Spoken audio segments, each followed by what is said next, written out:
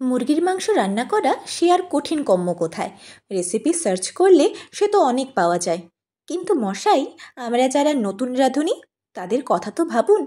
আমার চ্যানেলে মায়ের হাতের কাচকি মাছের হাতে মাখা রেসিপি আছে।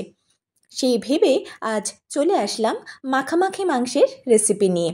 রাধে রাধে বন্ধুরা, চ্যানেলে আপনাদের সবাইকে জানাই স্বাগতম। কষাকষি ভাজাভাজির ভেজাল ছেড়ে মাংস রান্না করার জন্য মাংস ধুয়ে জল ছড়িয়ে তুলে রাখুন একটি পাত্রে। এবার সেই পাত্রে পরিমাণ মতো নুন, হলুদ, কুচি করে কেটে রাখা পেঁয়াজ ও বাটা মশলা দিয়ে ভালো করে হেইয়ো হেইয়ো করে মাখুন। মাখুন আর মাখুন যতক্ষণ না মাংসের ভেতরে সব ফ্লেভার চলে যায়।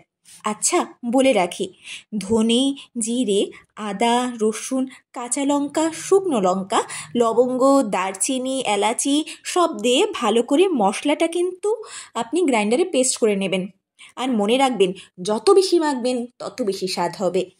বাপরে বাপ, বলতে বলতে একদম হাঁপিয়ে গেছি। আপনাদের কিন্তু হাঁপালে চলবে না। মাখামাখি করার পর একে রেখে দেবেন 15 মিনিট। আপনার হাতে যদি বেশি সময় থাকে 1 ঘন্টা খানেকও রাখতে পারেন। আচ্ছা, একটা কথা বলে রাখি, যারা ব্রয়লার মুরগির গন্ধটা সহ্য করতে পারেন না তারা কিন্তু ধোয়ার সময় একটু ভিনিগার দিয়ে দিতে পারেন। মানে একটু খানিকক্ষণ ভিনিগার আর লবণ দিয়ে মেখে রেখে তারপর ধুয়ে নেবেন। ওই সাদা সাদা যে একটা জল বেরোয় সেটাও বেরিয়ে যাবে, আর তাছাড়া গন্ধটাও বেরিয়ে যাবে। আমি তো বাপু মিনিট 15ই রেখেছিলাম, আমার হাতে সেরকমটা সময় ছিল না।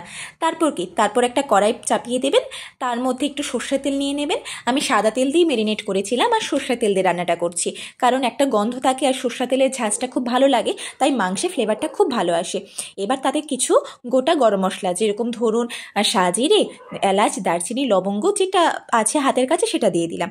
তারপর কুচি করে কেটে রাখা পেঁয়াজ দিলাম, আর তারপর পেঁয়াজটা ভাজা হলেই মেরিনেট করা মাংসটা দিয়ে দিলাম।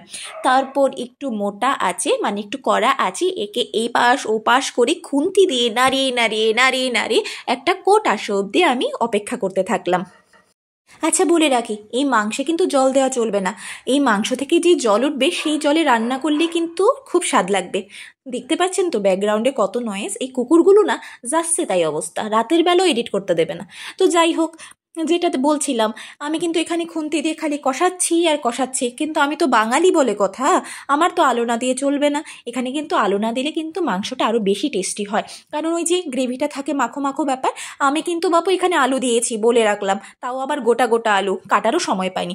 এই যে দেখছেন মাংস থেকে তেল বেরোচ্ছে, সেই তেলেই কিন্তু আপনারা যখন কষাবেন সেই তেল বেরোনো অবধি কিন্তু অপেক্ষা করবেন, ঠিক আছে? চাপা দিয়ে দেবেন না, তাহলে কিন্তু মাংস থেকে একটা মানে মাংসটা তাড়াতাড়ি সেদ্ধ হয়ে যাবে আর ভাজা হবে না।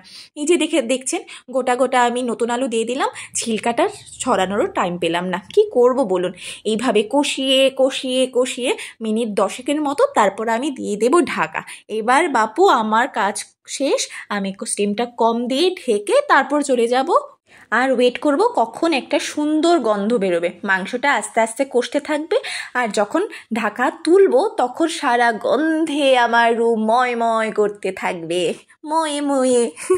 একটু মজা করে নিলাম। এই যে দেখুন ঢাকনা তুলে দিয়েছি, জল বেরিয়েছে তো। যেটা বলেছিলাম, যেরকম কথা সেরকম কাজ। বাপুরে বাপু, মিথ্যে কথা বলবো না, যা গন্ধ বেরিয়েছিল গরম মশলার, সারা ঘর, পাশের রুম, পাশের ফ্ল্যাট সবাই বুঝতে পেরে গেছে আমার রুমে মাংস রান্না হচ্ছে। সে যাই হোক, হাতে খুবই সময় কম ছিল। আমি কিন্তু বাপু এটার মধ্যে একটু জলও দিয়েছিলাম, কারণ আমার একটু গ্রেভি লাগবে। ভাত দিয়ে খাবো, আমি রুটি খাওয়া পাবলিক নই। রুটি দিয়ে খেলে জানি না কারোর কি গ্রেভি লাগে কিনা। তারপর আমি জাস্ট চেক করে দেখলাম আলুটা সেদ্ধ হয়নি, মাংসটা মোটামুটি সেদ্ধ হয়ে গেছে, আবার ঢেকে দিলাম। তারপর কি হয়ে গেল আমার আলটিমেট রান্না। একটু জল দিয়ে দিয়েছিলাম, আর লেগ পিসগুলো দেখছেন আমার দিকে তেমন তাকিয়ে আছে, কখন খাবি কখন খাবি। আর লেগ পিসগুলো থেকে দেখুন মাংসগুলো ছুঁড়ে ছুঁড়ে যাচ্ছে, মানে ছিঁড়ে ছিঁড়ে যাচ্ছে, মানে কি জুসি টেন্ডার কি বলে ভাই ফুড ব্লগাররা। এরকম এত কথা বলতে পারি না ভাই, ইংলিশেও আমি খুব কাঁচা। তো হয়ে গেছে আমার রান্না। একটু একটু গ্রেভি রাখবো, খানিকটা ওই মশলা ধোয়া জলটা দেবো, আর আমার মাংস রেডি। আপনারা কি দেখতে পাচ্ছেন যে ঝোল দেওয়ার পর কী পরিমাণ তেল ভাসিয়া উঠিতেছে? ভাই রে ভাই, আমি কিন্তু কমই তেল দিয়েছিলাম, কিন্তু ওই যে জাতের দোষ, হাত থেকে তো বেশি পড়ে যায়, আর বেশি পড়ে গেলে মা দেখলে বলবে যে বেশি তেল দিয়ে খাচ্ছিস, বেশি তেল দিয়ে খাচ্ছিস। আমি তো আর তেল কম ছাড়া খেতে পারি না। এই যে দেখুন আলুটাও সেদ্ধ হয়ে গেছে, আর হইতাছে গিয়ে সেইটা ঝোলও টকবক করে ফুটতেছে, এখন শুধু খাওয়ার পালা। তো আমার মাংস রান্না হয়ে গেছে। আপনারা নিশ্চয়ই জানাবেন কমেন্ট করে যে কেমন লাগলো আজকের ভিডিওটা। আর নিশ্চয়ই আপনারা কিন্তু ট্রাই করে দেখতে পারেন। ঝটপট হাতে মাখা মাংসের রেসিপি। আপনার কাছে যদি খুবই কম টাইম থাকে, ধরুন আপনার কাছে হাফ অ্যান আওয়ার আছে, সব কিছু ম্যারিনেট করে ঝটপট করে রান্না করে নিন এবং খেয়ে আমাকে নিশ্চয়ই জানান কমেন্ট করে কেমন লাগলো। তো আজকে ভিডিওটা এই পর্যন্তই। সবাই ভালো থাকবেন, সুস্থ থাকবেন আর আমাদের পাশে থাকবেন। আজকের মতো টাটা।